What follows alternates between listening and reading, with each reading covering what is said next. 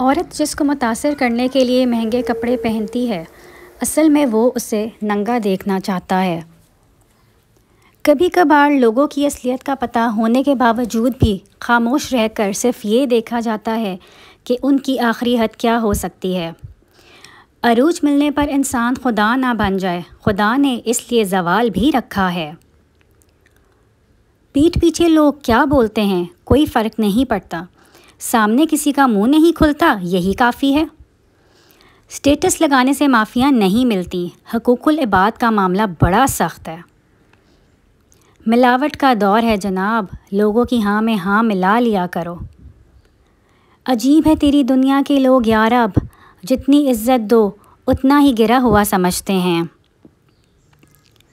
मुझे लोगों के रवैयों ने समझाया कि वक्त हमेशा एक सा नहीं रहता, कोई हर वक्त हमारे लिए मुंतज़िर नहीं रहता, हम तमाम उम्र अहम नहीं रहते, वक्त बदल जाता है।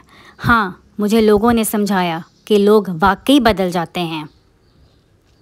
अगर लोगों को गिराने में आपको मज़ा आने लगे तो समझ लें कि आप खुद एक गिरे हुए इंसान हैं।